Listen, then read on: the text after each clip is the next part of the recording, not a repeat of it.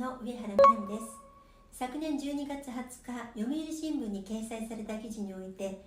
SNS 監修は PR 会社にお願いする形となりましたという LINE を受け取った支援者というのは私です。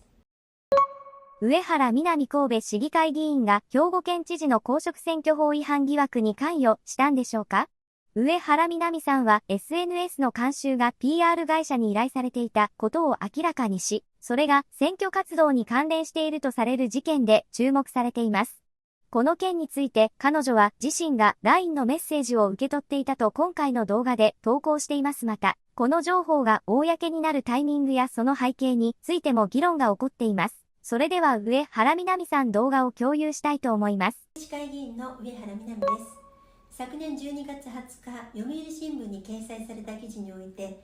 SNS 監修は PR 会社にお願いする形となりましたという LINE を受け取った支援者というのは私です。ただ、その LINE のやり取りを報道機関に持ち込んだのは私ではありません。また、情報提供者がリークするにあたり、私が承諾したものでもありません。その経緯について説明いたします。10月5日、斉藤知事と広報担当者 K と私の3社で初めてお会いしました。その面談の場を設けてくれたのが、本件をマスコミに情報提供した KW 氏です。その日、私は斉藤知事に対し、県民に理解してもらいやすいような動画配信をすべきで、撮影や編集をお手伝いできるとお伝えしました。すると、動画編集できるスタッフがいないので助かりますと言われ、その場で試しに撮影してほしいと依頼され、1本動画を作りました。しかし、翌日6日朝、広報担当者 K 氏から、SNS 監修はメルチさんにお願いする形となりましたという LINE が届きました。結果的に表立った支援をする機会はなくなりましたが、その後も斉藤知事からは演説会場を知らされ、個人的に応援に行くなど、友好な関係が続いていました。一方で、私を斉藤知事に会わせてくれた KW 氏に一連の流れを報告したところ、確認のため LINE の画像を送るように言われました。それが KW 氏によって私が知らない間に今回の報道機関への情報提供に使われてしまったのです。これまで私が沈黙を続け、できるだけ関わらないように記者からの取材も断ってきたのは、今まで通り地道な政治活動を続けたい私にとって全く望んでもいない売名行為などと言われたくなかったこと、選挙が終わった後も長引く県民の分断の材料になることを避けたかったからです。ただ、今回の報道でさまざまな憶測が飛び交う中、事実を発信するしかないと思い行動することにしました。私が受け取った LINE の内容は選挙前ですし、報酬があったかどうかも分かりませんので、この LINE の内容をもって直ちに公職選挙法違反になるとは言い難いと思います。ただ、もし警察から事情聴取などの協力依頼があれば、私は応じるつもりです。私が望むのは、兵庫県民が一日も早く一つになり、県民のための県政が滞りなく行われることで、兵庫県が全国から魅力ある町として認知されることです。上原さんの告発により、斉藤元彦兵庫県知事はまた慌ただしい状況になってしまいました。2025年1月15日、兵庫県知事定例会見での記者会見を共有したいと思います。あともう一つなんですが、明日発売になる週刊文春の記事なんですが、最後の記事の下りが余裕のなくなってきた斉藤氏の X では近いのかもしれないという結末が印象的な記事なんですが、ここでですね、先般から議論になっています、LINE というのが出ています。で、NHK さんの質問や、日経新聞さんの質問で、我々の選挙っておっしゃってるんですが、その我々とおっしゃってる仲間の皆さんが PR 会社に、SNS を委託したということで、全て証言揃ってるんです。で、斉藤元彦さんだけが違うことをおっしゃってるんです。我々って誰ですか？我々は私も含めて選挙を一緒にやった仲間たちですかね。で、その仲間たちが皆さん株式会社メルチュに委託したと言って口揃ってて、物証も出てきている状態なんですが、それについての受け止めを伺ってよろしいですか？皆さんっていうのがどの範囲かそれからその LINE そのものも私は承知をしてませんので、いずれにしてもその件については代理人に対応をお願いしてます。わかりました、はい、ここまでの記事が出た以上、もう一度、代理人弁護士は記者会見をするべきだと僕なんか考えるんですが、依頼人である斉藤元彦さんから、代理人に対して記者会見もう一度しろという指示を出されるご予定はありますか。そこも含めて代理人にお願いしてます。そこも含めてというのは、依頼するかどうかというのはあなたの判断だと思うんですが、会見対応も含めて、メディア対応も含めて、代理人にお願いしてます。我々がここでその話を聞くのは不適当だということをおっしゃってるんですか。そういうわけではないです。じゃあ聞かせていただきますね、今後も。ありがとうございました。はい、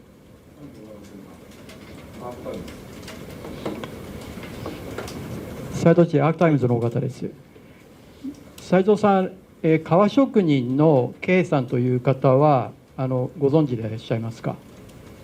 ちょっとわからないですね。はい、じゃあ広報担当の K さんという方は選挙で広報担当をされた広報の窓口をしていただいた方ですね。はい、はい、先ほど神戸のですね上原市議がですね話をしていて、その中身は10月5日に斉藤知事と広報担当 K さんと上原さんで会い、そこで動画についての話をしたと。で、ぜひその動画を手伝ってくれという話はその場ではそうなったと。で、翌日にその広報担当の K 氏から SNS 監修はメルチさんにお願いする形になりましたということが送られていると。これはもう報道ではなくて本人がはっきり言っています。これは広報担当の K 氏がメルチに SNS 監修をお願いした。これはメルチの織田氏がですね言っている SNS 監視は自分たちがしたと、それは選挙戦中をついてやったということと全く一致してるんですが、この点について広報担当のK氏は何か間違ってるんでしょうか、それともK氏が言っていることは正しいんでしょうか。ちょっと私はその LINE 承知してないんでコメントできません。それから公選法等に抵触するような認識は今も変わりはないです。その LINE 承知してない、今のが全部のやり取りですけれども、K氏がそう言ってると、もうそれが LINE の記録として残っています。で、今はここで聞いたということでいいですけれども、それについて、それは斉藤さんにとっては事実に合うんでしょうか、合わないんでしょうか。これは斉藤さんは公選法に違反してないということをおっしゃってるわけですから、論理的にそこを説明いただきたいんですけれども。対応については先ほど来お答えしているとおり、公職選挙法等に違反するようなことをしたという認識はないということですし、メディアの皆さんへの対応も含めて、弁護人の代理人の弁護士に対応をお願いしているというところです。じゃあ否定なさらないということは、K氏が言ったことは斉藤さんを含めた選対の意思であったという理解でよろしいですね。そもそもその LINE も含めて私承知してないのでコメントができません。いずれにしても公選法等に違反するようなことをしたという認識はありません。そして斉藤さん、斉藤さん本人のですね LINE ですけれども、これも報道を見てないという言い方をするので説明しますが、6月29日、去年の6月29日に斉藤さんの支援者が斉藤さんに送った LINE で、その中でその LINE の中身というのは、維新の岸口県議が県民局長の私的情報を暴露されたくなかったら県民局長を百条委に出すなという裏取引を行ったと。裏取引を行ったけれども結局それが脅しと受け止められて不調に終わったと、事態はより悪くなっていると、そういう LINE が斉藤さんの支持者から斉藤知事本人に送られたというのが報道です。斉藤さんはその LINE について把握してないんでしょうか。この前の会見では覚えてないという言い方をしましたけれども、そういう LINE はあったんでしょうか、なかったんでしょうか。LINE については個人のことなんでコメントすることはないと思いますけど、そういった LINE も私は認識してません、はい、認識してない、はい、これ個人のこととおっしゃいますけど、これは情報漏洩において極めて重大な話で、知事本人が情報漏洩が行われているということを知っていたということになるんですけれども、斉藤さんご自身は知っていたんではないんでしょうか。去年の6月29日の時点でその岸口県議が私的情報を暴露するという形で私的情報を掴んで脅している、そういう情報漏洩があるということを把握してたんではないんでしょうか。全くそんな把握もしてないですし、私もその関与も指示も全くしてないんで、よくわからないですね。もう一点、先ほど先週のですね産経新聞さんの質問で、その先ほど菅野さんも聞かれていた公益通報の下りですね。で、公益通報については、その当該、斉藤さんのこれ言葉です。当該情報を把握した方が公益通報であると主張していると聞いているというふうにおっしゃってます。で、続けて産経の記者さんから、それは発信をしている人かと、それについてですね、いうふうに聞かれてそうだというふうに斉藤さんは言っています。それは立花孝志のことを指しているんでしょうか。その個人の具体名まで私は詳細は把握はしてないですね。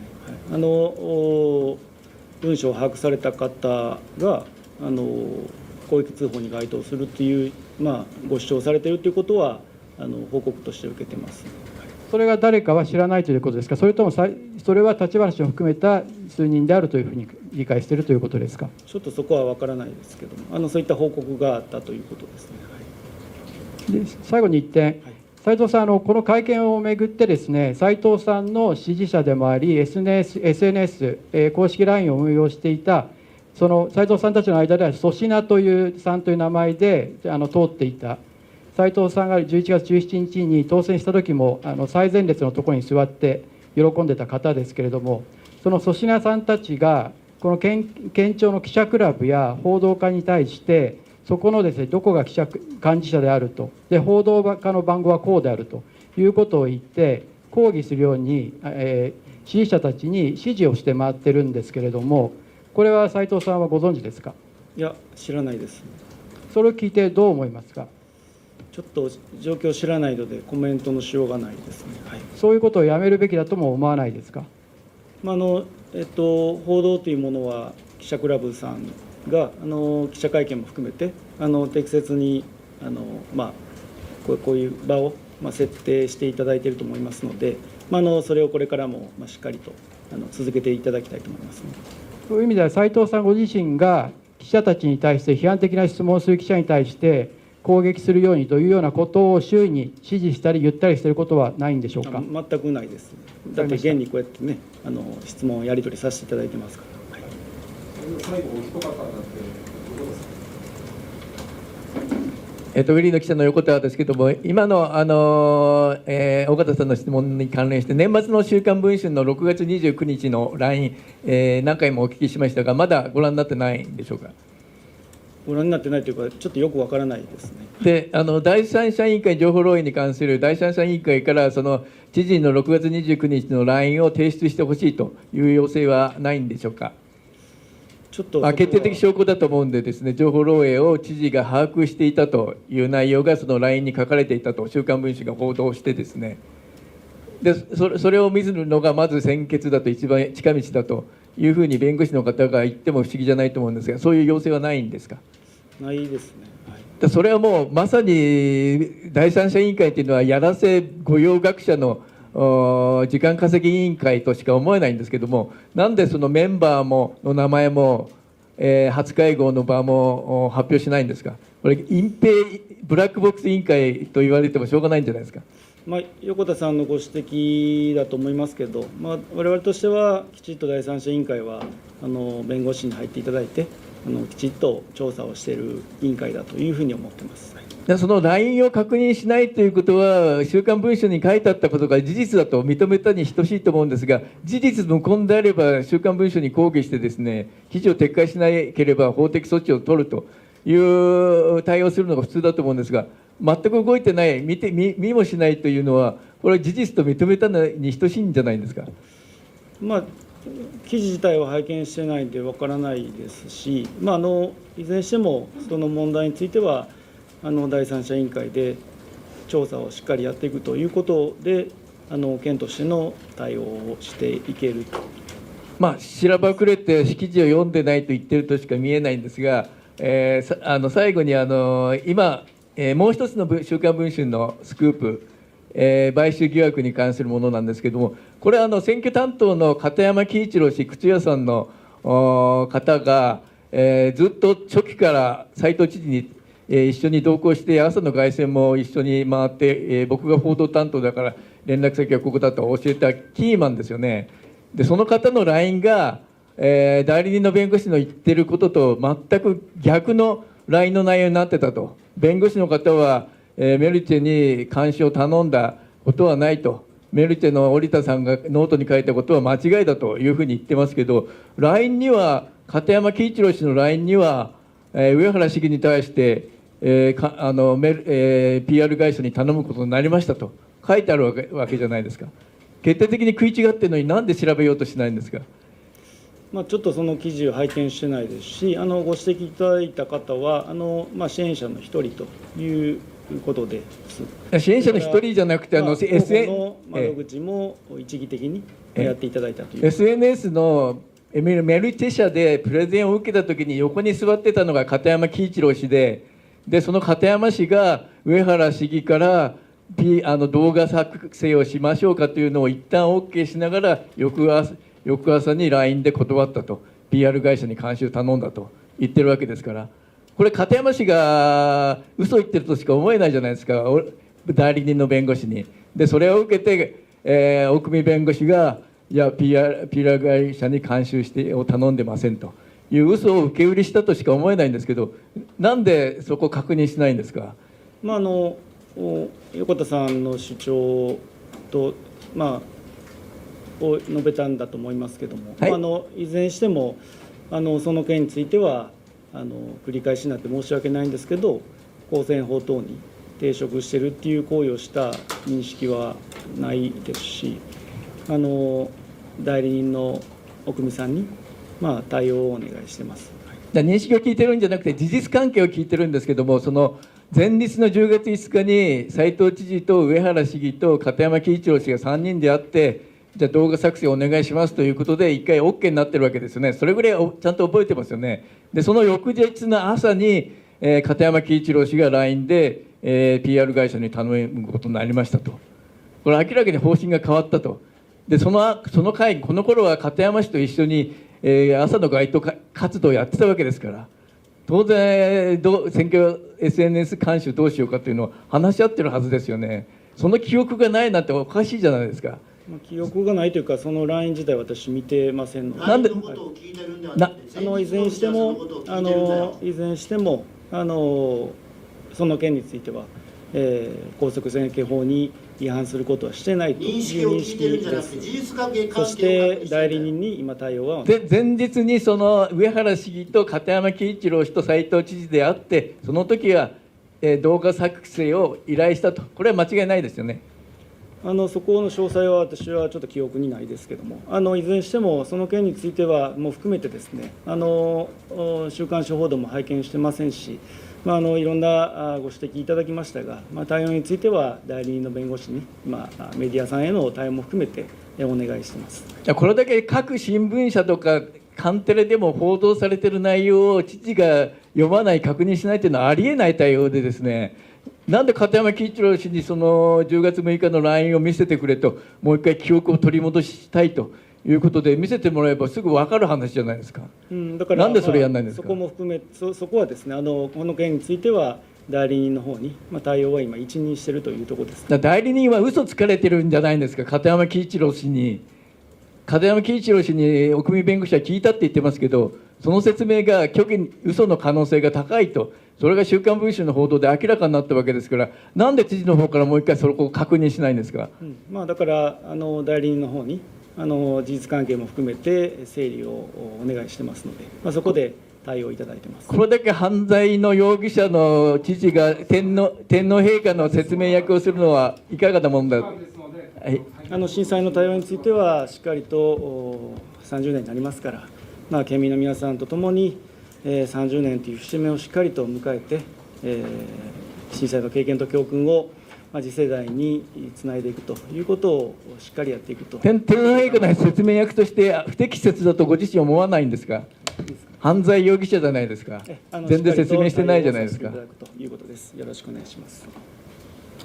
神戸市の上原美波市議が証言した内容はあくまでも状況証拠に過ぎないです。ただ、なぜ今になって明らかにするのか、その点が不明ですね。捜査上の進展があったことを察知したためか、それとも週刊誌が新事実を伝えるなど、何らかのタイミングを図ってのことか。皆さんどうお考えですか？概要欄にコメントいただけると嬉しいです。動画をご視聴いただきありがとうございました。